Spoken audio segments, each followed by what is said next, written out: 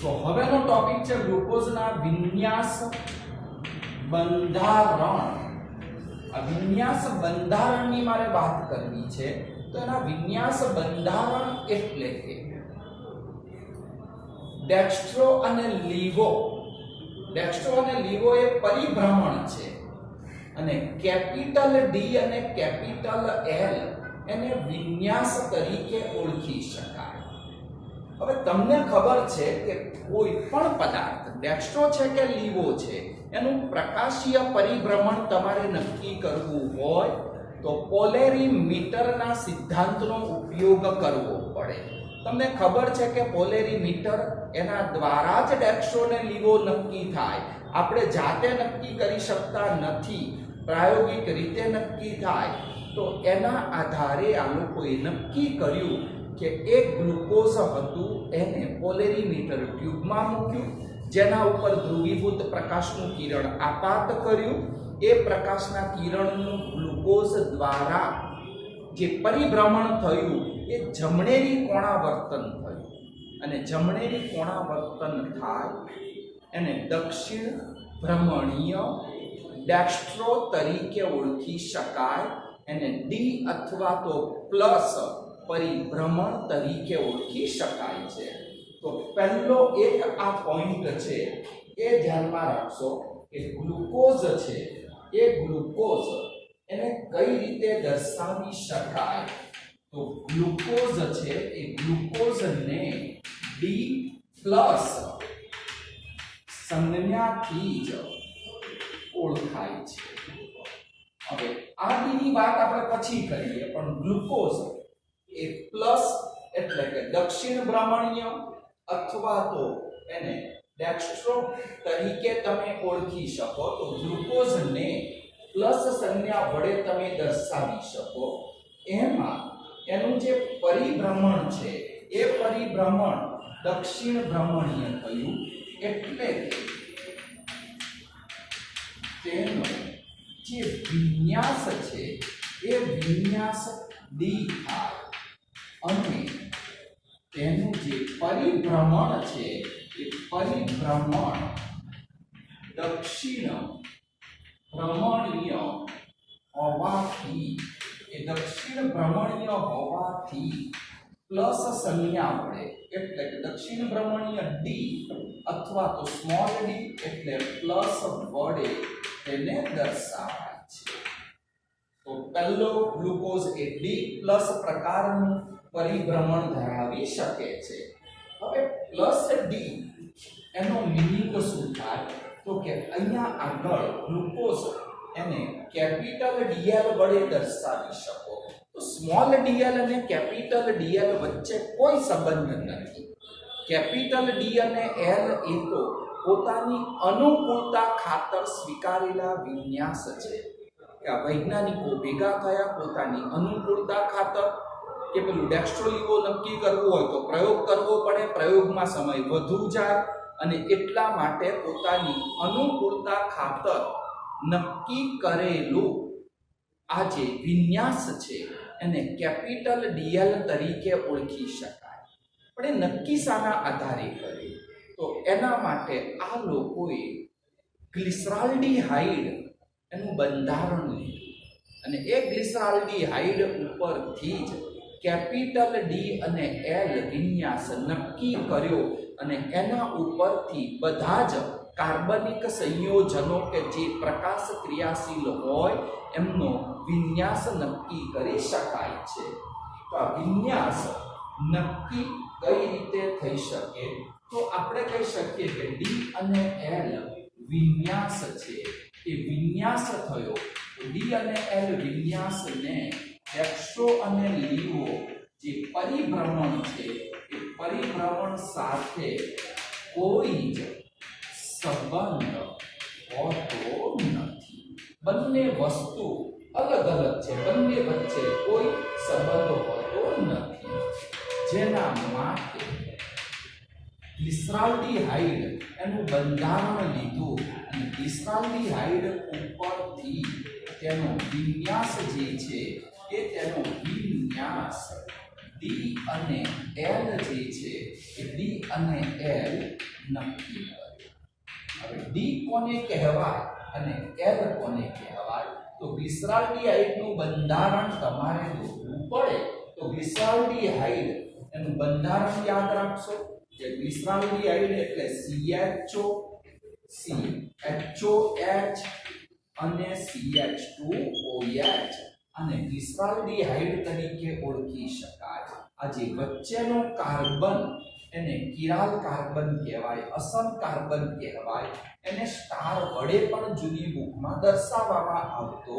તો અહીંયા નિયમ એવો છે કે જો કિરાલ કાર્બનની જમણી બાજુએ OH, કિરાલ કાર્બનની જમણી બાજુ OH, તો એનો વિન્યાસ D ગણી શકાય અને D ગ્લિસરાલ્ડિહાઇડ તરીકે ઓળખી શકાય છે. તેને ડિગ્લિસરાલ્ડિહાઇડ તરીકે ઓળખી શકાય. એનું પરિભ્રમણ પ્લસ હોય. પણ જો અહીંયા આગળ ઉલટાવી નાખું કે આ બાજુ H અને આ બાજુ OH મૂકી દઉં તો અહીંયા આગળ કિરાલ કાર્બન છે. આ કિરાલ કાર્બન એની ડાબી બાજુએ OH છે.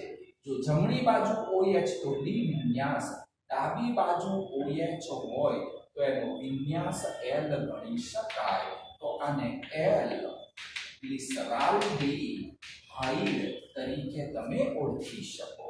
તો કેપિટલ DL એ વિન્યાસ થયા અને આ કેપિટલ DL વિન્યાસ એ કિરાલ કાર્બનની કઈ બાજુએ, જમણી બાજુ કે ડાબી બાજુ OH છે એના ઉપરથી તમે નક્કી કરી શકો. તો આ DL વિન્યાસ એક તો OH સમૂહ હોય એને લાગુ પડે અને એમિનો એસિડનો ટોપિક આવશે. એ એમિનો એસિડમાં NH2 સમૂહને લાગુ પડે. જો OH કે NH2 જમણી બાજુ હોય તો વિન્યાસ D ગણી શકાય. એટલે આપણે કહી શકીએ કે અસમ અથવા કિરાલ કાર્બનની જો જમણી બાજુ OH હોય તો વિન્યાસ D ગણાય અને ડાબી બાજુ જો OH હોય તો વિન્યાસ કેપિટલ L ગણાય છે. ગ્લિસરાલ્ડિહાઇડ એનું બંધારણ તમે ધ્યાનમાં રાખશો. હવે આ જ ગ્લિસરાલ્ડિહાઇડ ઉપરથી ગ્લુકોઝ એનો પણ વિન્યાસ નક્કી કરી શકાયો. તો ગ્લિસરાલ્ડિહાઇડ એના ઉપરથી ગ્લુકોઝનો વિન્યાસ નક્કી કરવો છે. હવે ગ્લુકોઝનું બંધારણ જે છે એ ગ્લુકોઝનું બંધારણ તમારે દોરવું પડે. તો ગ્લુકોઝ એટલે કે CHO, બીજા કાર્બન ઉપર CHOH, પણ ત્રીજા કાર્બન ઉપર OH આવી જશે. તો ત્રીજા કાર્બન ઉપર ચેન્જ, ચોથા ઉપર પાછો HOH, પાંચમા કાર્બન ઉપર HOH અને છઠ્ઠા કાર્બન ઉપર CH2OH. આ ગ્લુકોઝનું બંધારણ થયું.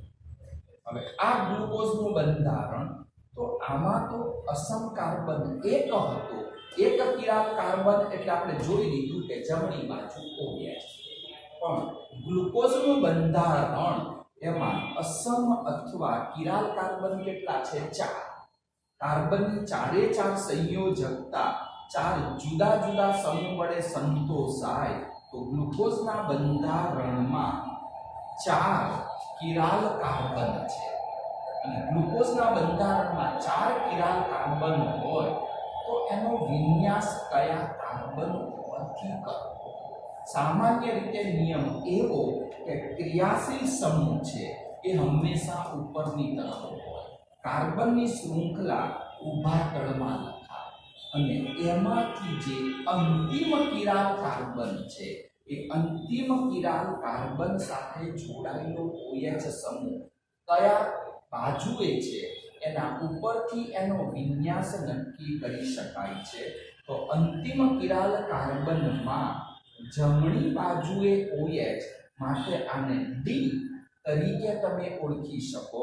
તો D પ્લસ ગ્લુકોઝ તરીકે ઓળખી શકાય. ગ્લુકોઝનું બંધારણ હંમેશા પ્લસ પ્રકારનું ડેક્સ્ટ્રો અને દક્ષિણ ભ્રમણીય. આપણે યાદ રાખશો ગ્લુકોઝને માઈનસ કે દીવો ના લખી શકાય, એ દક્ષિણ ભ્રમણીય છે એટલે ગ્લુકોઝમાં ડી પ્લસ ગ્લુકોઝ તરીકે તમે ઓળખી શકો. ડી પ્લસ ગ્લુકોઝ થયું. એનું બીજું બંધારણ દોરો એટલે વસ્તુ તો બીજું એનું પ્રતિબિંબ. હવે વસ્તુ અને પ્રતિબિંબ દોરીએ તો CHO આ ઉલટાવી નાખું છું C, તો આ બાજુ H અને OH, પણ ત્રીજા કાર્બન ઉપર આ વસ્તુ ઉલટાઈ જાય. ચોથા કાર્બન ઉપર પાછું યથાવત રહેશે OH H OH H અને છેડે તો અહીંયા આગળ CH2OH જ આવી શકે છે. તો આપણે અંતિમ કિરાલ કાર્બન છે એ અંતિમ કિરાલ કાર્બન જોવો પડે. અંતિમ કિરાલ કાર્બનમાં જમણાના બદલે ડાબી બાજુએ OH હોય તો અહીંયા આગળ એનો વિન્યાસ કયો થશે? L વિન્યાસ થશે. પણ ગ્લુકોઝનું વિશિષ્ટ પરિભ્રમણ તો પ્લસ જ હોય તો L ગ્લુકોઝ તરીકે તમે ઓળખી શકો છો. પણ ગ્લુકોઝ એનું આ જે બંધારણ થયું છે એ ગ્લુકોઝનું જે બંધારણ થયું એ બંધારણમાં પ્લસ ગ્લુકોઝ તરીકે તેને ઓળખી શકાય. અને ડી પ્લસ ગ્લુકોઝ કહેવાય, પેલું L ગ્લુકોઝ કહી શકો. આવા બે બંધારણો શક્ય બને છે. એટલે કે અહીંયા આગળ ગ્લુકોઝ હંમેશા પ્લસ જ હોઈ શકે. એક વસ્તુ પ્રતિબિંબ તો ડી અને L વિન્યાસ થયો, તો આના પરથી શું કહી શકો કે ગ્લુકોઝ છે એ ગ્લુકોઝમાં 4 કિરાલ કાર્બન છે. 4 કિરાલ કાર્બન જેમાં ક્રિયાશીલ સમૂહ આલ્ડીહાઇડ છે. એ ક્રિયાશીલ સમૂહ હંમેશા ઉપરની તરફ જ લખાય. તો ક્રિયાશીલ સમૂહ ઉપર તરફ લખાય અને કાર્બન છે એ કાર્બનની શૃંખલા છે એ કાર્બનની શૃંખલા ઊભા તળમાં મુકાય. જેમાં અંતિમ કિરાલ કાર્બન જોવાનો. તો અંતિમ કિરાલ કાર્બન છે એ કિરાલ કાર્બન ઉપર OH સમૂહ જમણી બાજુ હોય તો એનો ડી વિન્યાસ લખી શકાય, અને ડાબી બાજુ હોય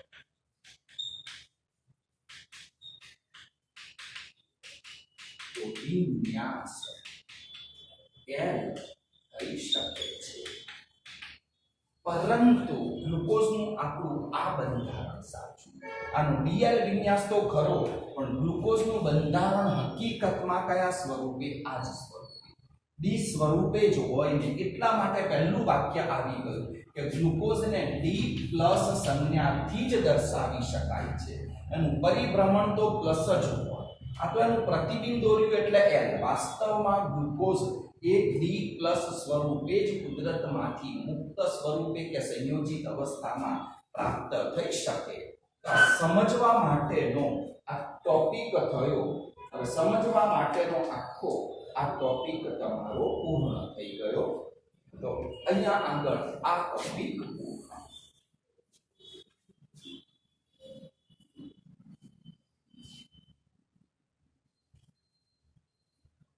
હવે ત્યાર પછીનો પ્રશ્ન છે અલગ. પૂછી શકે કે ગ્લુકોઝનું જે બંધારણ છે એ મુક્ત અથવા તો સરળ શૃંખલા વાળું કહેવાય. તો ગ્લુકોઝના આ બંધારણને મુક્ત અથવા સરળ શૃંખલા વાળું બંધારણ.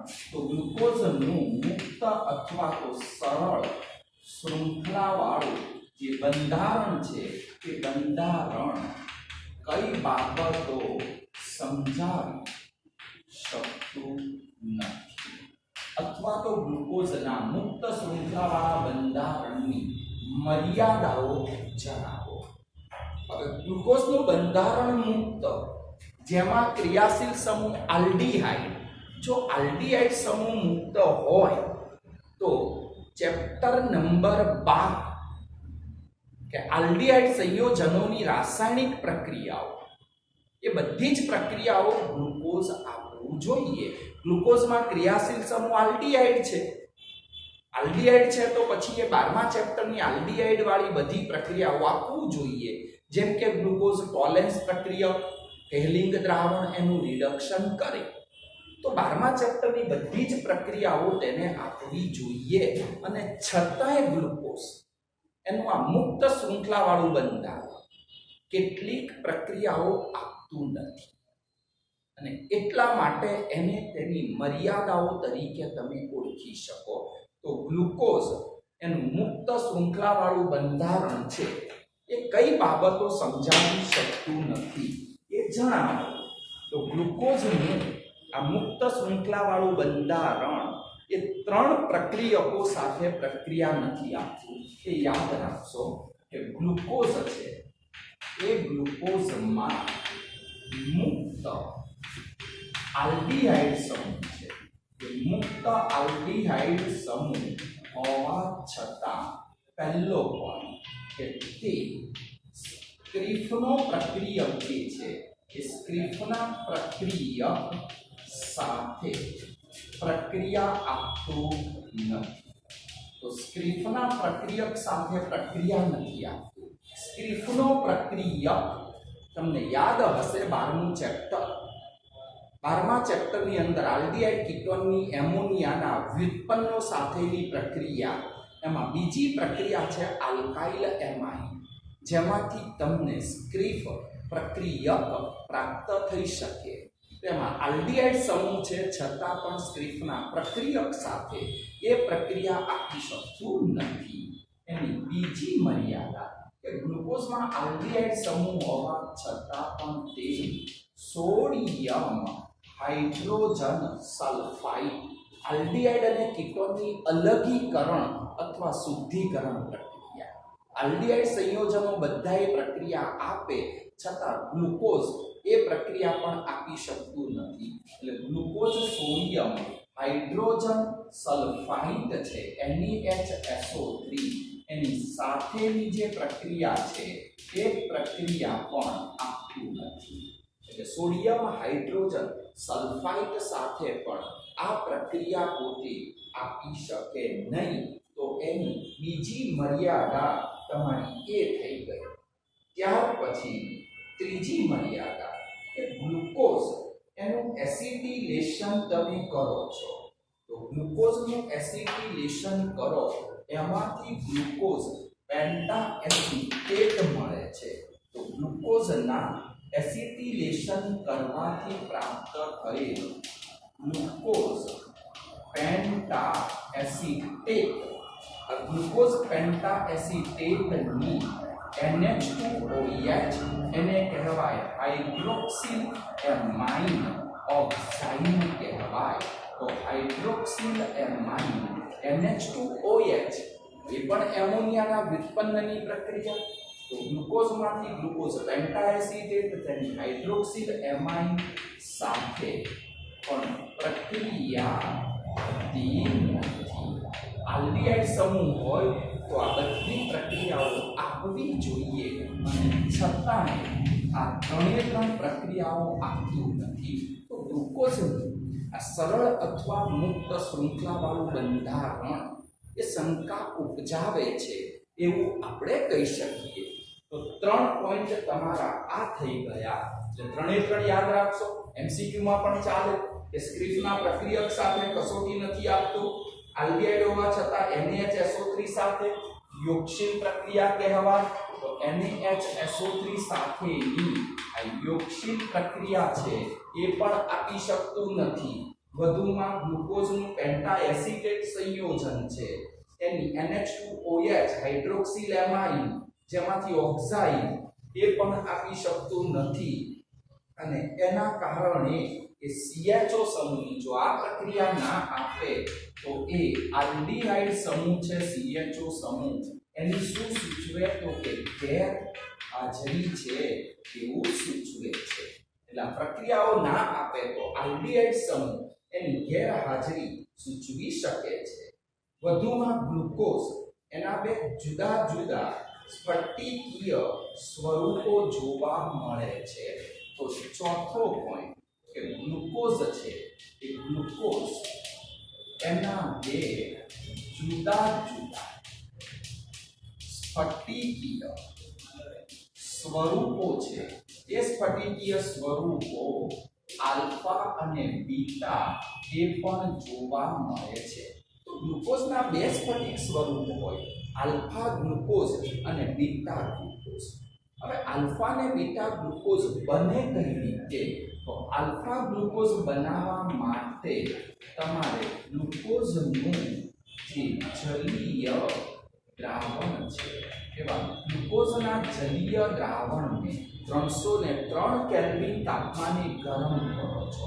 303 કેલ્વિન તાપમાને ગરમ કરો અને ગરમ કરીને પછી એને તમે સાંદ્ર બનાવો. તો 303 કેલ્વિન તાપમાને એને ગરમ કરી અને સાંદ્ર બનાવો અને સાંદ્ર બનાવીને એનું સ્ફટિકીકરણ કરો.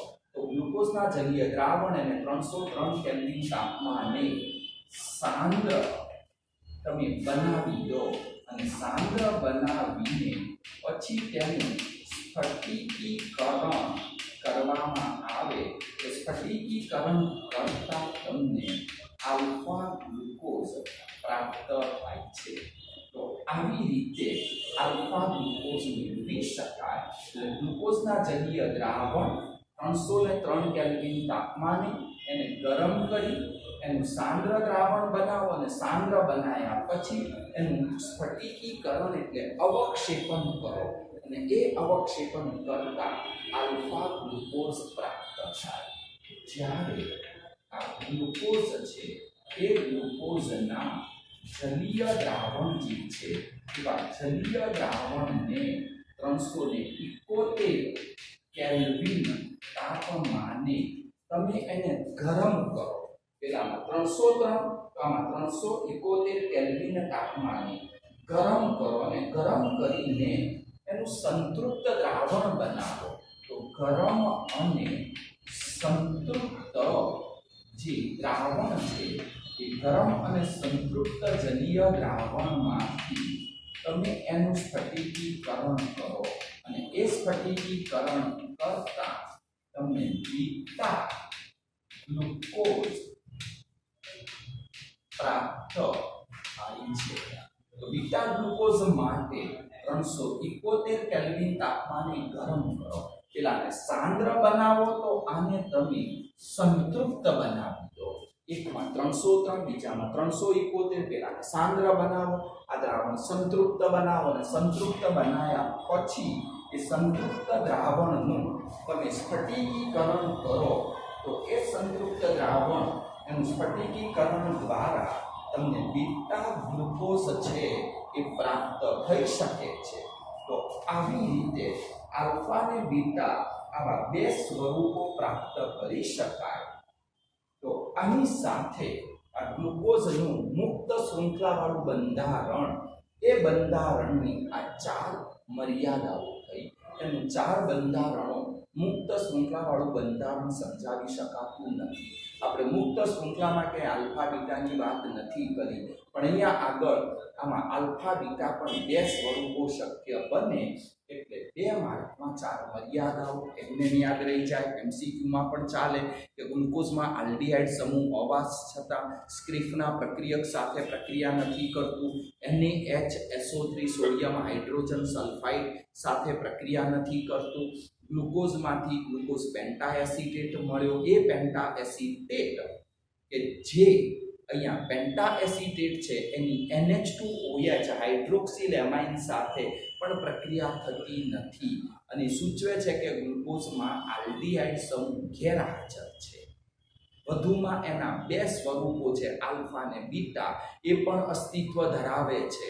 આલ્ફા જોઈતું હોય તો ગ્લુકોઝનું જલીય દ્રાવણ 313 કેલ્વિન તાપમાને ગરમ કરો અને સાંદ્ર બનાવીને સ્ફટિકીકરણ કરો તો આલ્ફા. પણ એ ગ્લુકોઝનું જલીય દ્રાવણ 371 કેલ્વિન તાપમાને ગરમ કરો, પેલામાં સાંદ્ર તો અહીંયા એનું સંતૃપ્ત બનાવો અને સંતૃપ્ત જલીય દ્રાવણ એમાંથી સ્ફટિકીકરણ કરતા બીટા ગ્લુકોઝ પ્રાપ્ત થઈ શકે છે.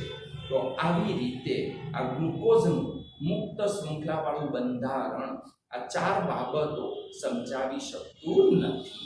તો આની સાથે તમારો આ ટોપિક જે છે એ આખો ટોપિક અહીંયા પૂર્ણ થયો છે.